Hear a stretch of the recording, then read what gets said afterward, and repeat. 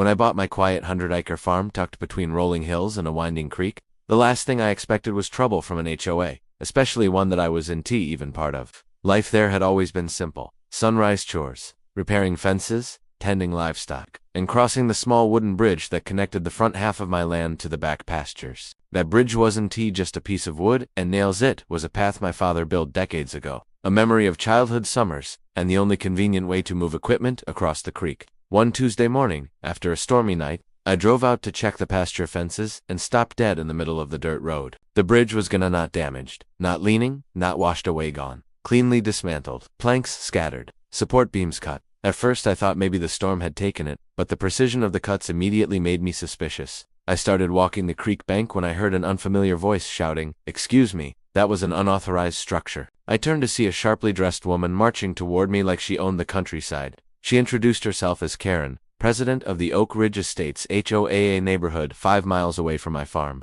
She went on a rant about non-compliant structures, community aesthetics, and safety hazards, waving a clipboard full of violation forms as if they applied to me. I stared at her, stunned, before calmly informing her that my land was not part of any HOA and never would be. Instead of backing off, she doubled down, insisting that my property fell under her jurisdiction because the access road looked like a shared road used by her residents. When I told her she had no legal authority here, she snapped, "We'll see about that," and strutted away like she'd just delivered a royal decree. Later that evening, while inspecting what was left of the bridge, I found something jammed between the broken planks, a bright orange HOA removal notice, signed by Karen herself.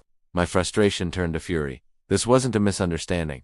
This was deliberate trespassing, vandalism, and destruction of my private property, and I wasn't about to let it slide. I had spent years avoiding conflict, but now HOA Karen had declared war on my farm, and she had no idea who she was dealing with. The morning after discovering the torn-down bridge, I began documenting everything like it was a crime scene, because it was. I took photos of the saw marks, the boot prints leading back toward the road, and the stack of neatly piled boards left behind as if the demolition team planned to reuse the lumber. As I traced the tracks, I found something even more incriminating: a dropped HOA ID badge belonging to a man named Derek, compliance officer. That meant HOA Karen hadn't just trespassed, she'd brought a whole crew. At this point, I decided to look deeper into the Oak Ridge Estates HOA and its notorious president. A neighbor, Old Man Fisher, who had lived near my farm for 50 years, confirmed my suspicions. Oak Ridge was infamous for overreach. Karen had a reputation for harassing anyone who even looked like they lived near her subdivision. She had fined delivery drivers for parking too long, tried to force a family outside the neighborhood to repaint their barn because the color clashed with community standards, and even attempted to regulate fishing rights in the public creek. She was practically legendary for her delusions of authority. Determined to understand the full extent of her intrusion, I drove toward the Oak Ridge Gatehouse, where a security guard nervously admitted that Karen had ordered a compliance action on my farm because she believed my bridge was endangering HOA members. When I asked which members used my private bridge, he swallowed hard and said, "None, sir." It became clear that Karen operated under her own imaginary laws, and the HOA board either feared her or followed her blindly. Back home, I dug through my property, deed, land survey, and county maps. These documents showed something crucial. Not only was my farm outside the HOA boundary, but the access road Karen claimed control over was 100% private and maintained solely by me. Even better, my land had been legally exempt from county zoning updates due to its age and agricultural designation. In other words, Karen had zero authority, legal, moral, or fictional, to step foot on my property. Fueled by this new information, I contacted the sheriff's department. When they showed up, I handed them the photos, the ID badge, the HOA notice, and the documentation proving everything Karen did was illegal. The deputy raised his eyebrows and said, "This is going to get interesting." I knew he was right. Karen's obsession with control had led her across property lines and into criminal territory, and she had no clue the storm she'd just unleashed on herself. 2 days later, I received a text message from an unknown number. "You are required to rebuild the bridge according to HOA-approved standards. Failure to comply will result in fines." I almost laughed. Karen truly lived in her own universe. Instead of responding, I invited the sheriff's deputy and a county inspector to meet me at the farm. Right on cue, Karen and her compliance team showed up again. This time carrying measuring tape, clipboards, and a smug confidence that evaporated the moment the deputy stepped out from behind my truck. Karen froze, clutching her paperwork like a shield. "Ma'am," the deputy began, "you and your team are trespassing on private property, and we have evidence connecting you to the destruction of a legally built bridge."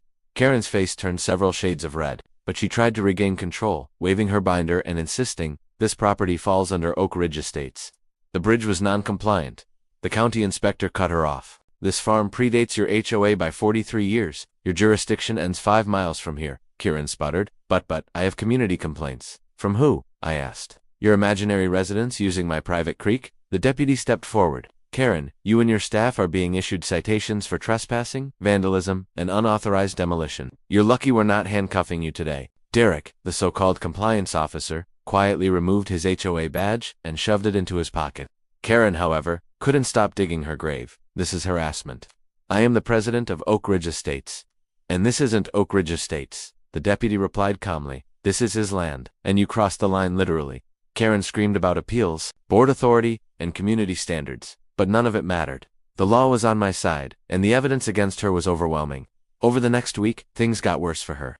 The HOA board tired of her lawsuits, her bullying, and now her criminal charges voted her out. Oak Ridge residents celebrated, relieved to be freed from her reign of terror. Karen tried to claim she'd been framed, but the sheriff had already concluded his investigation. Not only was she responsible for the demolition, but she had also used HOA funds to pay her compliance team. That decision alone was enough for the HOA to file civil action against her. Meanwhile, the county approved a grant to help me rebuild the bridge, and volunteers from the community, even some from Oak Ridge, showed up to help. Karen, once the queen of neighborhood tyranny, now found herself ostracized, humiliated, and facing legal consequences she never saw coming.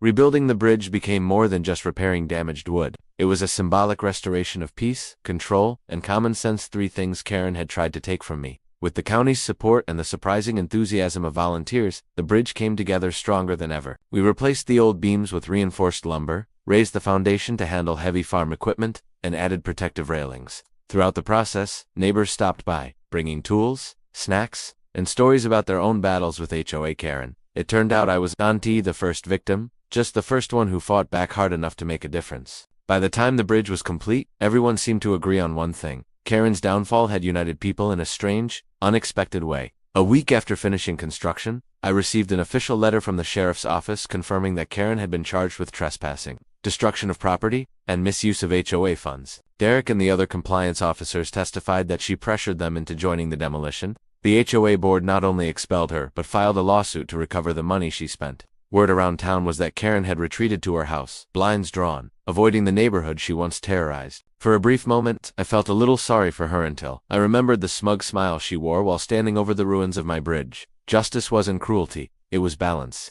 Life on the farm returned to normal, and for the first time in weeks, the air felt lighter. Livestock grazed peacefully again. The creek sparkled under the sunlight, and the new bridge stood proudly, a reminder of resilience and community. One evening, as I walked across it, listening to the creek rush below, I thought about everything that had happened. The lesson was clear. Boundaries matter. Not just physical ones, like fences and property lines, but personal ones: respect, decency, and knowing when something isn't your business. Karen had none of those boundaries, and it had cost her everything. A few days later, I received a final letter, a written apology from the HOA board for Karen's actions, along with a promise that Oak Ridge Estates would never interfere with my land again. The irony was almost funny. I didn't need their permission, but I accepted their apology. As for Karen herself, she never apologized, never admitted wrongdoing, and never learned her lesson. But that was her burden, not mine. The bridge was rebuilt. Peace was restored, and my farm stood stronger than ever.